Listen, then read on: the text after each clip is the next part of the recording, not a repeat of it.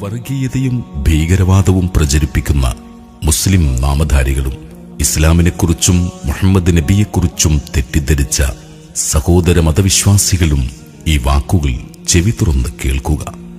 മുഹമ്മദ് എന്ന അത്ഭുത പ്രതിഭാസത്തെക്കുറിച്ച്. അതെ, നിങ്ങൾ മുഹമ്മദ് എന്ന ഇസ്ലാം മത പ്രവാചകനെ മാറ്റി നിർത്തി താഴെ പറയുന്ന വ്യക്തികളെ ഒന്ന് പരിശോധിച്ചു നോക്കൂ. നിങ്ങൾക്ക് മനസ്സിലാകും എന്തായിരുന്നു മുഹമ്മദ് എന്നും എന്തുകൊണ്ട് അദ്ദേഹം ഇത്രയും ചർച്ച ചെയ്യപ്പെടുന്നു എന്നതും.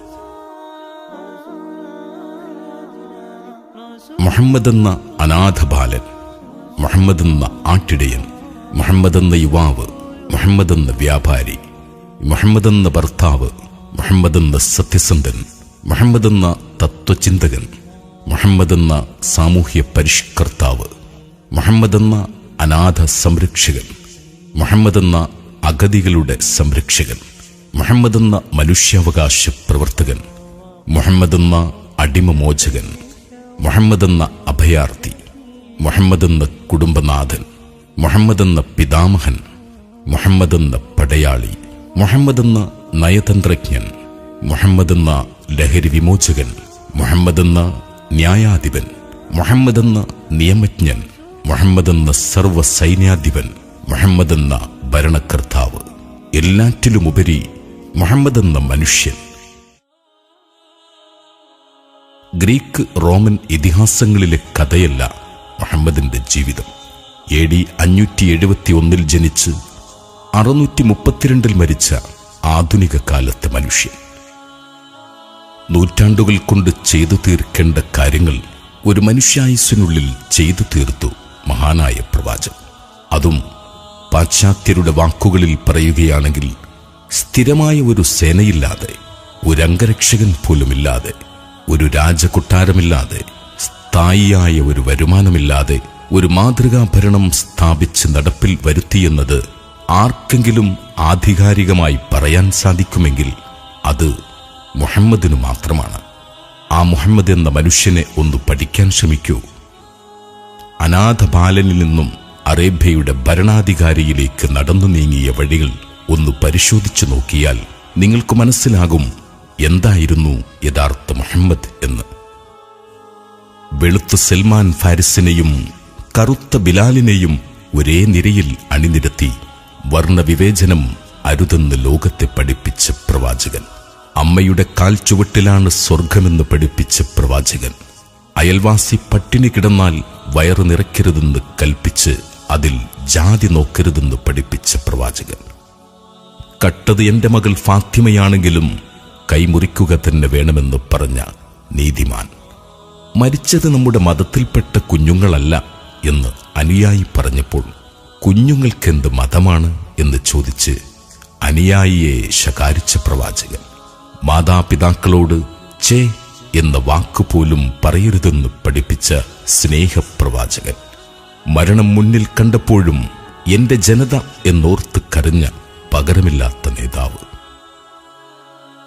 ഭർത്താവിനെ ശപിക്കരുതേ, ഭാര്യയെ നോട്ടം കൊണ്ടുപോലും വിഷമിപ്പിക്കരുതേ എന്ന് പഠിപ്പിച്ച കുടുംബനാഥൻ.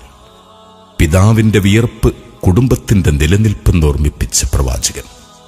ശവമഞ്ചം വഹിച്ച് ജനം നടന്നു നീങ്ങുന്നത് കണ്ടപ്പോൾ എഴുന്നേറ്റ് നിന്ന പ്രവാചകരോട് അത് മുസ്ലിമിൻ്റെതല്ല എന്ന് അനുയായി പറഞ്ഞപ്പോൾ അത് മനുഷ്യൻ്റെതാണെന്ന് പറഞ്ഞുകൊടുത്ത് ബഹുമാനിച്ച പ്രവാചകൻ. ഭർത്താവ് മൊഴി ചൊല്ലുന്നത് പോലെ അവനിൽ നിന്ന് നിനക്ക് തൃപ്തികരമായ ജീവിതം ലഭിച്ചില്ലെങ്കിൽ തിരിച്ച് നിനക്കും ഭർത്താവിനെ മൊഴിച്ചൊല്ലാമെന്ന് പഠിപ്പിച്ച് ആണിനും പെണ്ണിനും തുല്യ നീതി ഉറപ്പാക്കിയ നീതിമാൻ. ഒരാളോട് പുഞ്ചിരിച്ചാൽ അത് ദാനമാണെന്നും നിനക്ക് നിന്റെ മതം, അവർക്ക് അവരുടെ മതം, മറ്റു മതങ്ങളെ പരിഹസിക്കരുതെന്നും പഠിപ്പിച്ച പ്രവാചകൻ. സ്ത്രീ എന്നാൽ ബഹുമാനിക്കപ്പെടേണ്ടവളും ആദരിക്കപ്പെടേണ്ടവളുമാണെന്ന് ആദ്യമേ പഠിപ്പിച്ച പ്രവാചകൻ. വഴി തടസ്സപ്പെടുത്തി ഒരു മുള്ളു കണ്ടാൽ പോലും ആ തടസ്സം നീക്കാതെ മുന്നോട്ട് പോവരുതെന്ന് പഠിപ്പിച്ച പ്രവാചകൻ. ഏറ്റവും ചിലവ് കുറഞ്ഞ വിവാഹമാണ് ഏറ്റവും മഹത്വമേറിയതെന്ന് പഠിപ്പിച്ച പ്രവാചകൻ. അറിവ് വിശ്വാസിയുടെ സമ്പത്താണ്, അത് എവിടെ കണ്ടാലും പെറുക്കിയെടുക്കണമെന്ന് ഓർമ്മിപ്പിച്ച പ്രവാചകൻ. പെണ്ണിന്റെ സുരക്ഷിതത്വമാണ് സമൂഹത്തിന്റെ നിലനിൽപ്പെന്നും പെൺമക്കളുള്ള കുടുംബമാണ് ഉത്തമ കുടുംബമെന്നും പഠിപ്പിച്ച പ്രവാചകൻ. നിന്റെ വിരലുകളിൽ നിന്നെ തിരിച്ചറിയാനുള്ള അടയാളമുണ്ടെന്ന് പഠിപ്പിച്ച പ്രവാചകൻ അനാഥ കുട്ടികളുടെ മുമ്പിൽ സ്വന്തം കുട്ടിയെ ലാളിക്കരുതെന്ന് പഠിപ്പിച്ച കാരുണ്യ പ്രവാചകൻ. എത്ര പറഞ്ഞാലും പൂർണ്ണമാകാത്ത വാക്കുകൾ, എത്ര എഴുതിയാലും അവസാനിക്കാത്ത വരികൾ. നിങ്ങളും ഇന്നു മുതൽ പഠിക്കൂ ആ മഹാനായ മനുഷ്യനെക്കുറിച്ച്. ഇസ്ലാം മതത്തിന്റെ അന്തസത്ത അറിയാത്ത മുസ്ലിം നാമധാരികളായ ഭീകരവാദികളുടെ തടവറയിൽ നിന്ന് മോചിപ്പിക്കുവിൻ ഈ മനുഷ്യസ്നേഹിയായ മുഹമ്മദിനെ.